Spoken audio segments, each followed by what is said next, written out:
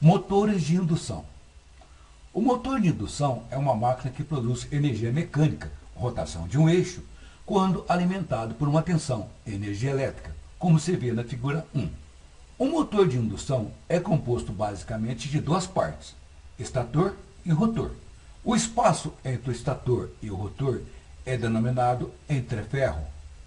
O estator constitui a parte estática e o rotor a parte móvel. O estator é composto de chapas finas de aço magnético tratadas termicamente ou de aço silício para reduzir ao mínimo as perdas por correntes, parasitas e histerese. Essas chapas têm o formato de um anel com ranhuras internas, vista frontal, de tal maneira que enrolamentos possam ser alojados, os quais, por sua vez, quando em operação, deverão criar um campo magnético no estator, figura 2. O rotor também é composto de chapas finas de aço magnético, tratadas termicamente, com o formato também de anel, vista frontal, e com os enrolamentos alojados longitudinalmente, figura 3. A figura 4 mostra uma vista explodida de um motor, onde se pode ver quantas partes o mesmo é composto.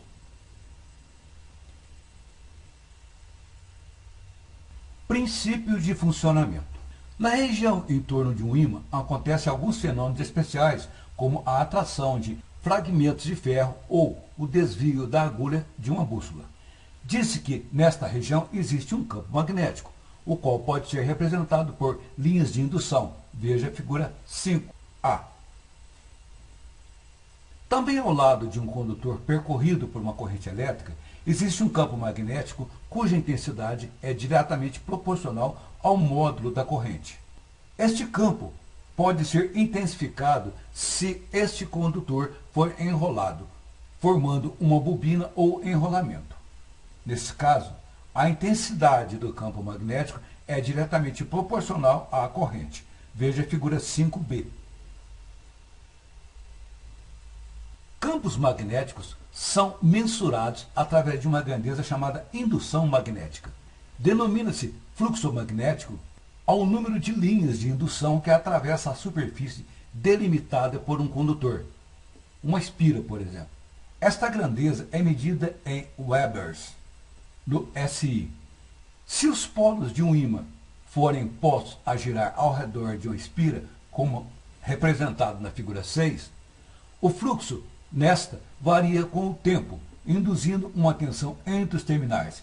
Se eles formarem um percurso fechado, haverá neles a circulação de uma corrente induzida.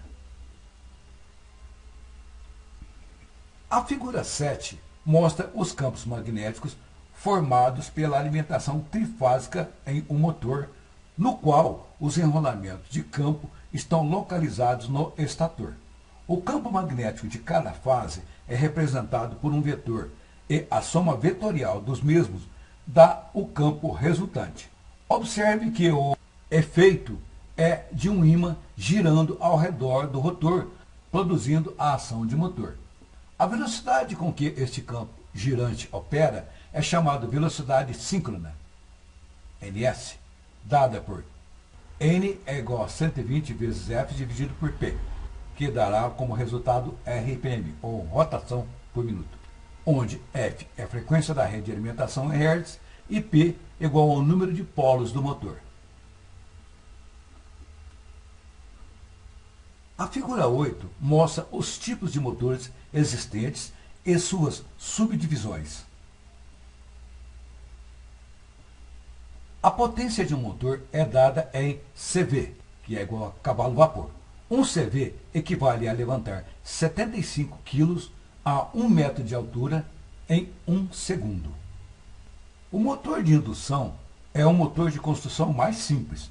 Estator e rotor são montados solidários com um eixo comum aos anéis que os compõem. O estator é constituído de um enrolamento trifásico distribuído uniformemente em torno do corpo da máquina para que o fluxo magnético resultante da aplicação de tensão no enrolamento do estator produza uma forma de onda especialmente senoidal. A onda eletromagnética produzida pelo enrolamento é uma função senoidal do espaço e do tempo.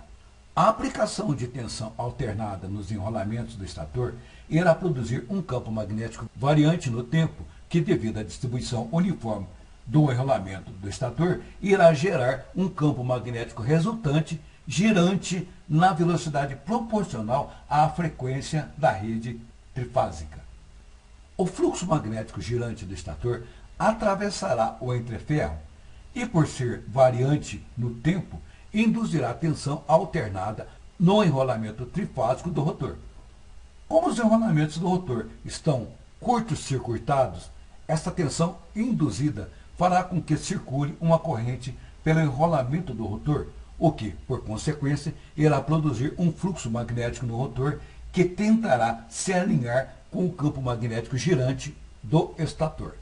Como o valor das tensões induzidas no rotor, no caso de rotor bobinado, depende da relação de espiras entre o rotor e o estator pode ser considerado como o primário de um transformador e o rotor como seu secundário.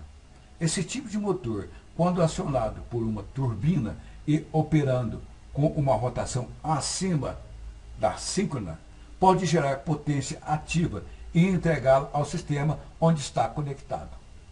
Antes que você comece a resolver problemas em equipamentos elétricos, você precisa conhecer os procedimentos e políticas de sua empresa para isolar e bloquear equipamentos, como também qualquer política específica para testar equipamento. Enrolamentos e conexões de motores. Em sua maioria, os motores são fabricados para serem ligados pelo menos em duas tensões diferentes. Por exemplo, duas bobinas ligadas em paralelo, figura 9A, é alimentado com 220 volts. Se forem ligados em série, figura 9B, poderão ser alimentados com 440 volts, produzindo o mesmo campo magnético. Veja a figura 9. Assim, um motor que possua as características acima poderá ser ligado à rede de 220 volts ou à de 440, bastando alterar as ligações dos enrolamentos de paralelo para série. Motor trifásico. Os enrolamentos podem ser conectados em uma configuração estrela ou triângulo. Se o motor estiver projetado para uma única voltagem, os enrolamentos são conectados juntos dentro do motor e 3 pontas são conectadas fora da caixa. Figura 10.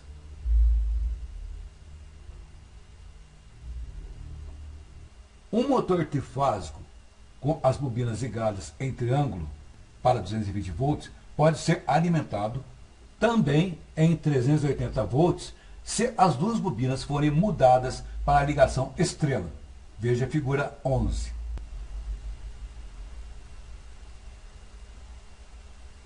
Usando os dois artifícios apresentados acima, combinando a ligação das bobinas série paralelo e estrela triângulo, poderemos obter um motor com possibilidade de ser alimentado conforme figura 12.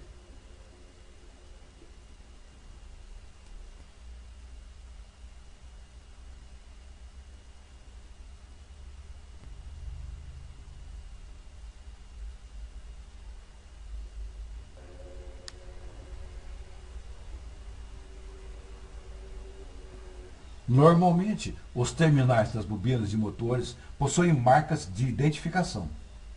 Estas marcas facilitam o fechamento do circuito e a ligação do motor à rede. Medindo a resistência do enrolamento. Medir a resistência de um motor pode ser um teste útil na determinação se o motor está quebrado ou defeituoso. Quando verificando o motor, você deve verificar se todos os enrolamentos têm aproximadamente a mesma resistência. Se disponível, compare as leituras com as especificações para este motor. Certifique-se de que não há continuidade de qualquer dos enrolamentos para a terra quando medidos com o ohmímetro. Porém, se medido com o megômetro, o valor deve ser em megahons ou megaohms. A resistência real do enrolamento de um motor varia de acordo com a potência, voltagem e, sobretudo, o projeto do motor. ela pode variar em dezenas de ohms para megons. Com motores maiores, a resistência do enrolamento pode ser tão pequena que o enrolamento pode aparentar estar em curto. Os fabricantes de motores fornecem dados específicos sobre o desempenho de seus motores, as quais normalmente mostram a resistência. Este motor é normalmente mostrado como uma linha de resistência. O diagrama de enrolamento mostrado na figura 13 é para um motor de 1 HP dupla voltagem. Por exemplo, um motor de dupla voltagem, 1 HP, cuja tensão mais alta é 230 volts, terá 1,6 ohms entre os pontos 2 e 5 e também 1,6 ohms entre os pontos 9 e 7, quando os fios não estão conectados dentro da caixa. O motor de dupla voltagem, 1 HP, cuja tensão mais alta é de 460 volts, terá 3,2 ohms entre os pontos 2 e 5 e também 3,2 ohms entre os pontos 9 e 7. Resumo: um motor trifásico tem 3 ou 6 enrolamentos. Um motor pode ser ligado tanto na configuração estrela quanto na configuração triângulo ou delta. A resistência do enrolamento varia dependendo do motor, mas deve ser a mesma para cada enrolamento no motor. A resistência do enrolamento para a terra deve ser muito alta, medida em megons, medida em mega-ohms. Comportamento do motor. Para consertar circuitos de motores eficientemente, ajuda a saber como os motores funcionam. O motor mais comumente encontrado na indústria é o trifásico tipo gaiola. A operação e comportamento de motor cobertas nessa seção aplicam-se apenas a esse tipo de motor. Veja a figura 14. Agora você aprenderá as seguintes características de um motor trifásico do tipo gaiola. Característica de partida do motor: corrente de partida, velocidade, corrente, relações de tempo. Características de carga do motor: corrente de carga total, PLC, corrente sem carga. Sobrecarga do motor: os efeitos da sobrecarga na corrente e velocidade, corrente do rotor bloqueada, LRC, queima do motor. Observe que as figuras de simulações seguintes são de um típico motor trifásico. O comportamento de motores encontrados na indústria varia bem, dependendo do tipo de motor e suas especificações de projeto. Portanto, na medida em que as figuras de simulações seguintes forem mostradas, tenha em mente que as medidas e comportamentos podem ser diferentes dos motores que você encontrará no campo, mas os princípios de operação são os mesmos. Uma série de figuras de simulações guiará você através de um número de atividades na simulação de um motor, onde você aprenderá as várias características de um motor. Introdução. O propósito dessas figuras de simulações é explorar as características de operação de um motor trifásico típico. Uma série de figuras fornecerá instruções e fará perguntas para direcionar você através desse aprendizado. Preste bastante atenção às perguntas e respostas. Enquanto acompanha, não deixe de fazer anotações para ajudar na fixação dos novos conhecimentos. O laboratório do motor consiste de motor, chave de energia, controle de carga, 3 amperímetros, um conectado a cada fase, medidor de velocidade para medir a RPM do motor. As especificações do motor são as seguintes: voltagem de 220 volts AC, fechamento estrela, 2 HP, velocidade com carga total, 1765 RPM. Veja na figura abaixo. Veja a figura 15.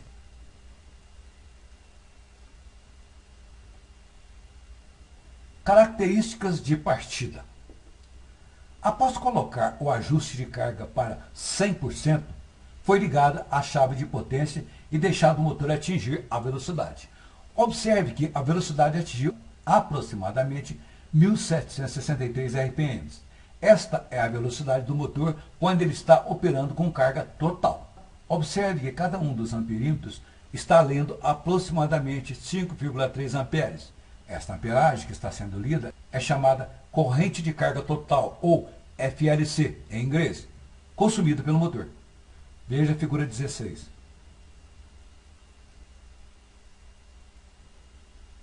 Veja na figura 17 como ficou após o motor ser desligado.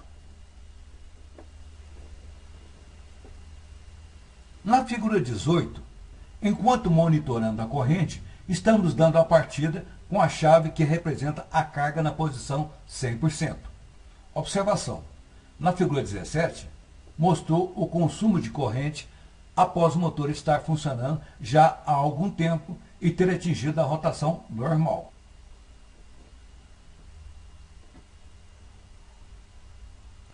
Qual é a corrente máxima consumida pelo motor no instante inicial da partida? A. Aproximadamente 25 amperes. B. Aproximadamente 35 amperes. C. Aproximadamente 45 amperes. Resposta B. Esta é a corrente de partida, ou corrente de motor bloqueado, LRC, do inglês. Esta corrente é normalmente na faixa de 6 ou 7 vezes a corrente de carga total. Compare as três situações mostradas na figura 19, 20 e 21 abaixo. Medidas de amperagem após o motor atingir a rotação normal de trabalho. Medida de amperagem no momento em que é dada a partida. Medidas de amperagem alguns segundos depois de ter dado a partida. Qual é o melhor comentário para este relacionamento? A. A corrente do motor aumenta à medida que a velocidade aumenta. B. O motor consome LRC imediatamente e, então, consome FLC à medida que se aproxima da velocidade total.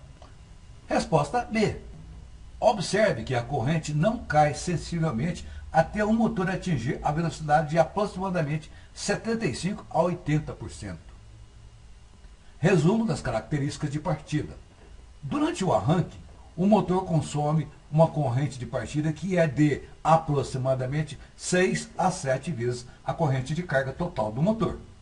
O motor consumirá a corrente de partida até estar a aproximadamente 75% a 80% da velocidade total. E nesta hora, a corrente diminuirá rapidamente para a corrente de carga.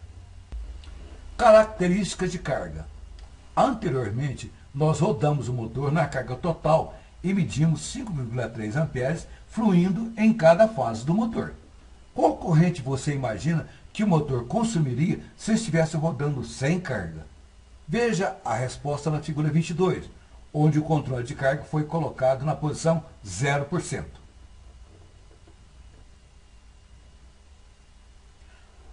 O que você imaginou coincidiu com o real mostrado acima? Observe que a corrente caiu pela metade e a velocidade até subiu mais um pouco. A corrente do motor sem carga depende do motor específico, mas você pode esperar um consumo por volta de metade ou um terço da corrente de carga total. Vamos fazer uma experiência diferente agora? Enquanto monitorando a corrente e a rotação do motor, vamos mudar a carga de 0% para 50%.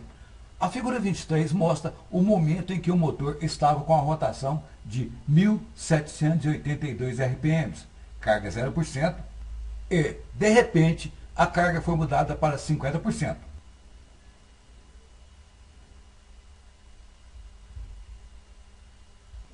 O que aconteceu com a corrente? Ela subiu ou desceu?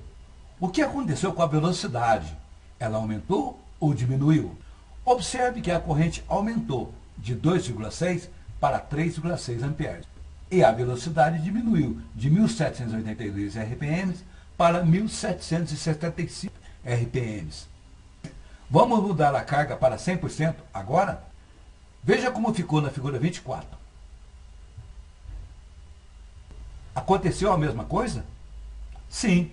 Conclusão. O motor começa a girar mais devagar quando a carga é adicionada a ele. Isto obriga o motor a fornecer mais torque e consumir mais corrente, estabilizando assim a uma velocidade mais lenta. Sobrecargas. Agora vamos manter o seletor de cargas na posição 100% e dar partida no motor. O que você imagina que aconteceria ao motor se mudássemos a chave seletora de carga para 250%? Pense em termos de corrente e rotação do motor.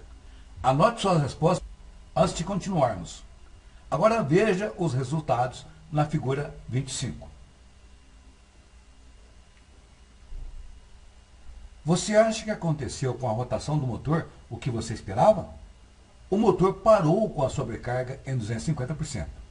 Os motores são construídos para ser capazes de entregar uma certa quantidade de potência. Se a carga exceder essa potência, o motor diminuirá a velocidade e parará. Você acha que aconteceu com a corrente do motor o que você esperava? O motor parou, a corrente aumentou para a corrente de motor bloqueado, LRC, a qual é a maior quantidade de corrente que o motor pode consumir. Presumindo que esse motor não foi desligado dentro de por volta 20 segundos, o que você acha que aconteceu? A. Nada. B. O motor queimou? Resposta. Se não havia um circuito de proteção, provavelmente o motor queimou devido ao superaquecimento causado pelo excesso de corrente. Uma observação importante sobre este tipo de motor é que se for dada a partida sob a carga de 100% e formos aumentando a carga aos poucos, ele continuará rodando com velocidade cada vez mais reduzida até atingir uma carga de 200%, e daí não conseguirá rodar mais. Outros tipos de motores podem ter comportamentos diferentes quando a sobrecarga for aplicada.